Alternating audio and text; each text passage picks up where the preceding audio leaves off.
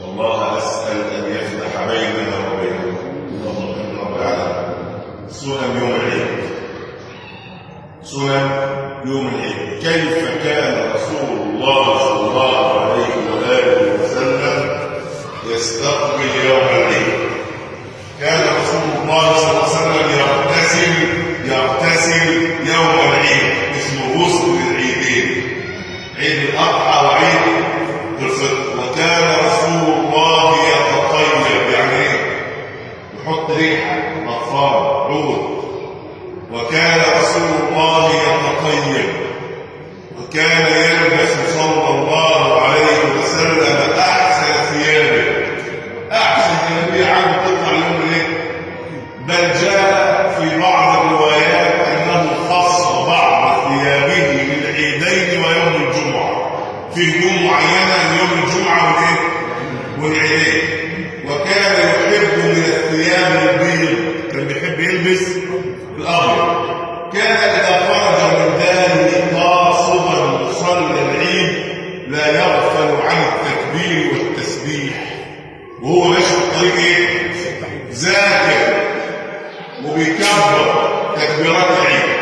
وكان اذا اتى المصلى من فج عاد من فج اخر، يعني هو جاي للصلاه يجي من سكه، طب هو مروح يشوف طريق تاني البيت. طب ليه؟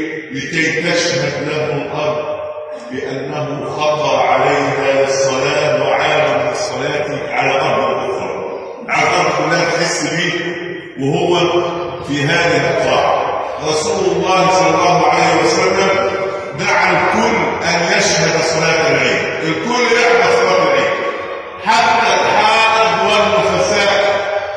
ست الحائض دعاها ان تشهد صلاه العيد، تحضر صلاه العيد، ما تصليش، ما تقولش تبقى موجوده فين؟ موجوده في مكان الصلاه. الغلمان والصبيان يحضرون صلاه العيد، وما تعاملهمش وحش هم في المسجد، عاملهم معامله ايه؟ معامله كويسه. طيب يوم العيد عليك ان تتذكر بعض الامور. اول امر ايه؟ لا تغفل فيه عن ذكر الله. في حديث صح عن النبي صلى الله عليه وسلم عن ايام العيد قال انما هي ايام اكل وشرب وذكر لله. كم حاجه؟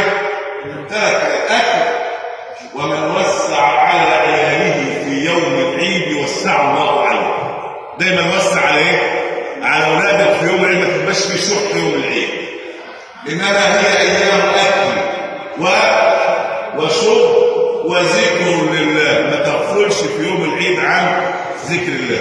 برضه ما تنساش الليله زكاه الفطر، اللي نسيها اخر ميعاد الليله. اخرجوا زكاه الفطر لعلنا ندخل بها على الملك. المقدار قلناها قبل كده، قلنا اقل حاجه في الفلوس 30 جنيه زي المفتي مليان، بس ده الادنى، ما تطلعش ما تبقاش انت الادنى. المفتي لما بيقيس على اقل ايه؟ على اضعف واحد، مش انت اضعف واحد، خليك فوق شويه. او في الحبوب الاربع افراد عليهم كيلو او السته عليهم كيلو. الكيلو 12 كيلو، الكيلو المصريه 12 كيلو، يعني الفرد عليه يا اما 2 كيلو يا اما 3 كيلو. وخلي بالك تخرج عن الكل حتى المولود ليله العيد. اللي تولد ليله العيد قبل الفجر عليه زكاه الايه؟ زكاه الفطر.